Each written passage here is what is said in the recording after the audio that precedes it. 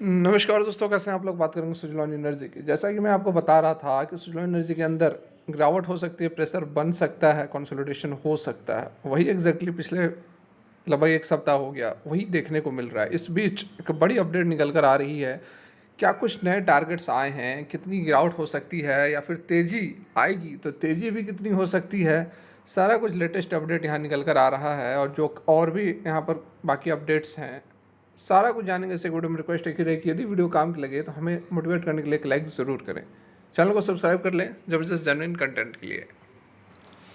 तो यहाँ पर आप देख सकते हैं 39 रुपये 70 पैसे पर फिलहाल यह ट्रेड करता हुआ नजर आ रहा है। 2.5 से 3% के आसपास की गिरावट है। बहुत बड़ी गिरावट तो नहीं है, लेकिन जैसे कि मैंने आपको कल ही बताया था, कल जो यहाँ पर आपको एक तेज़ी दिखी थी, ठीक है, एक तेज़ी मतलब लास्ट के मिनटों में तो वो तेज़ी खत्म हो गई थी, लेकिन ओवरऑल 41 रुपीज़ तक का हाई लगाया था।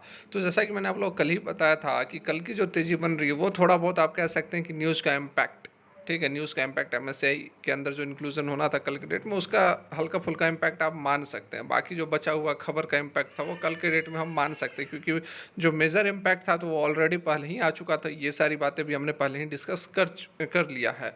तो यहाँ पर फिलहाल जो है आज, जैसा कि मैंने आपको बताया था कि अब जो हमें फ्राइडे को जो ट्रेड होता हुआ नज़र आएगा वो यहाँ पर एक्चुअल ट्रेड होगा, क्योंकि खबर का इम्पैक्ट तो कल ही ख़त्म हो चुका है। तो आज स्टॉक के अंदर फिर से जो है हमें प्रेशर दिख रहा है। स्टॉक जो है 2.5 से 3% के आसपास की गिरावट के साथ ट्रेड कर रहा है। 39 रुपये 80 पैसे, 39 रुपये 50-60 पैसे के आसपास ट्रेड कर रहा है। और एक चीज़ आप यह भी देखो कि अभी ये पिछले 1 2 3 4 5, ठीक है, 5 सेशंस के अंदर 3 बार इसने ये 20 डेज ईएमए पर सपोर्ट भी ले लिया है। अब यहाँ से ये हम नहीं कह सकते हैं कि स्टॉक के अंदर एक बड़ी गिरावट होगी। ये अभी हो सकती है कि स्टॉक जो है वो कंसोलिडेट कर रहा है। हालांकि इस बार कंसोलिडेशन थोड़ा सा यहाँ पर ज़्यादा होता हुआ नज़र आ रहा है। आप यदि इसके हिस्ट्री को देखोगे तो देखो, जब प्राइस ऊपर जाता था उसके बाद ये गिरावट आती थी। 1 2 दिन ये रहता था 20 डेज पर, फिर ऊपर मूव करता था। फिर यहाँ देखो 1 दिन 2 दिन मतलब लगाता था। 1 2 दिन आप कह सकते हैं कि 20 डेज पर सपोर्ट लेता था। लेकिन अभी थोड़ा सा यहाँ पर हमें हल्का लंबा खिंचता हुआ नज़र आ रहा है, क्योंकि एक बार इसने सपोर्ट लिया, उसके बाद दोबारा जब इसने ऊपर की और रैली दिखाई, फिर से ये 2 दिन से 20 डेज ईएमए पर आप देख सकते हैं जो नीचे की तरफ जो वीक है वो 20 डेज ईएमए पर सपोर्ट लेकर फिर ऊपर की ओर प्राइस मूव कर रहा है। तो थोड़ा सा यहाँ पर हमें लंबा दिख रहा है, जो कंसोलिडेशन है वो थोड़ा सा लंबा दिख रहा है। हल्का सा यहाँ पर जो स्ट्रक्चर है वह वीक ज़रूर नज़र आ रहा है एज़ कम्पेयर टू अर्लियर, जो इसके हमें स्ट्रक्चर जो रिकॉर्ड हमें बता रहे हैं। तो ये तो बातें मैंने आपको ऑलरेडी बताई थी, पहले ही बताई थी कि यहाँ पर जब प्राइस मूव कर रहा था अराउंड 42 के आसपास, उसी समय आप लोगों को कहा था कि आप जो है पार्शियल प्रॉफिट बुक कर सकते हैं।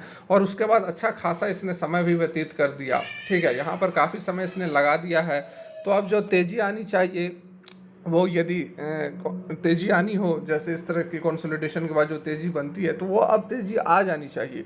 अब हमें नेक्स्ट वीक जो हमारा स्टार्ट होगा मंडे से, तो वहाँ पर हमें अब समझ में आने लगेगा। अगर तेज़ी आने वाली होगी तो 2 3 दिन के अंदर फिर से स्टॉक जो है एक अप ट्रेंड, जिस तरह से हमेशा ये अप ट्रेंड मारता है, इस तरह का अप ट्रेंड 2 3 दिन के अंदर फिर से स्टॉक पकड़ लेगा। और यदि स्टॉक के अंदर करेक्शन होना होगा तो फिर 2 3 दिन के अंदर स्टॉक जो है वह करेक्ट होता हुआ भी हमें नज़र आएगा। इस बीच क्या कुछ यहाँ पर एक्सपर्ट्स कह रहे हैं, क्या कुछ टारगेट्स आ सकते हैं, उस पर भी नज़र डालते हैं।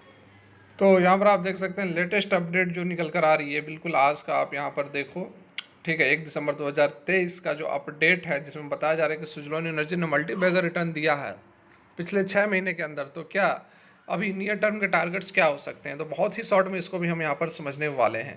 तो यहाँ पर देखिए, आप जो मुद्दे की बात है वही बताते हैं। अवधूत बागकर, जो कि डेरिवेटिव एंड टेक्निकल एनालिस्ट है स्टॉक बॉक्स का, उनका यहाँ पर कहना है कि सुज़लॉन एनर्जी जो है वो, उसको 40 रुपये से ऊपर सस्टेन करना ज़रूरी है, ठीक है। 40 रुपये से ऊपर सस्टेन करेगा तभी जो है हमें एक फ्रेश अपसाइड मूवमेंट देखने को मिल सकती है। While code function as a minor suppressor, underline trend has build a robust support base, ठीक है। इमीडिएट सपोर्ट की यदि हम बात करें तो 32 रुपये तक का यहाँ पर बताया जा रहा है कि 32 रुपये तक का सपोर्ट है। मतलब कि अगर गिरावट होती है तो 32 रुपीज़ तक की गिरावट यहाँ पर हो सकती है अवधूत बागकर के according, as per the technical chart से ही बताया जा रहा है।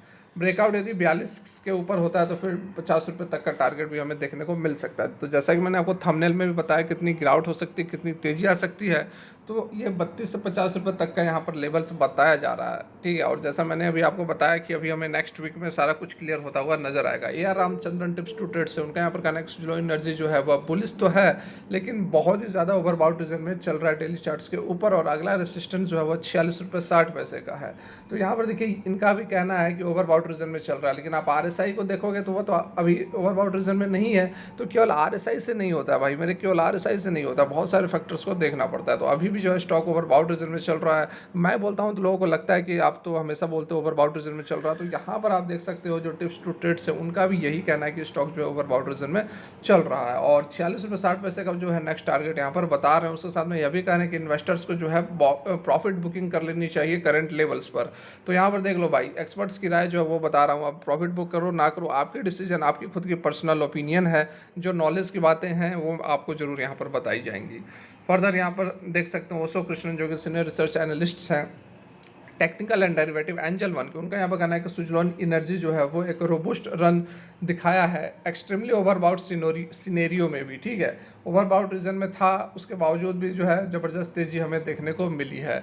अब क्या करना चाहिए, कॉशियस अप्रोच रखना है। यहाँ पर देख लो आप, कॉशियस अप्रोच होना चाहिए। कीपिंग स्टॉप लॉस जो है वो 39 रुपये 50 पैसे पर एक आपको स्टॉप लॉस रखना चाहिए। बुलिस गैप है, ठीक है। यहाँ पर गैप थ्योरी जो मैंने आपको बताया था, एक गैप बन रहा है 39 रुपये 60 पैसे पर, तो वहाँ आपको एक स्टॉप लॉस रखना चाहिए।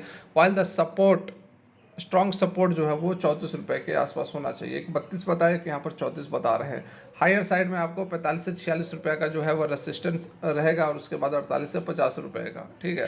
फर्दर यहाँ पर देखो 2-3 लोगों ने जो बात बताई वो बातें तो वही थी। यहाँ पर फर्दर वही सभी बातें की गई हैं कि अभी भी जो एएसएम के अंदर पर ट्रेड कर रही है वगैरह वगैरह। इस बीच एक बड़ी अपडेट जो निकल कर आई थी कल के डेट में, वो भी उस पर भी नज़र डालते हैं।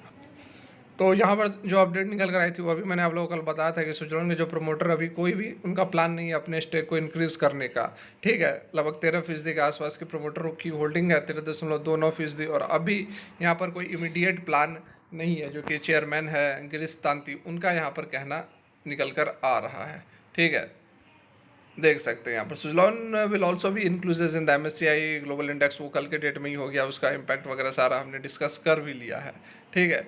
यहाँ पर वही जो तांती हैं, यहाँ पर देखिए ये स्टेटमेंट कल निकल कर आया था, जिसमें कि उन्होंने बताया था कि we continue to endeavor to make sure that whatever possible we can do in that the space. The effort are always there to see what we can do in the space, but not immediate plan of any changes in holding a structure at this point in time. Tanti सेठ गिरीश तांती जो कि vice chairman है company का, उनका यहाँ पर कहना है। बाद बाकी यहाँ पर जो सन फार्मा के CEO हैं दिलीप संघवी, उनके बारे में भी बताया कि अभी भी वो बने हुए हैं कंपनी के साथ, एक स्ट्रॉन्ग शेयर होल्डर हैं। हालांकि अपना कॉन्ट्रैक्ट उन्होंने ज़रूर ख़त्म कर दिया है, लेकिन उससे बहुत ज़्यादा कोई फ़र्क नहीं पड़ता है। Sanghvi family continue to remain a good support for to the company in the growth from here. So business is as usual. Nothing has changed over time, otherwise and otherwise, and we continue to work to grow the enterprises. Vice chairman ने further बताया है। CFO की तरफ से भी बातें अच्छी खासी यहाँ पर निकल कर आई थी।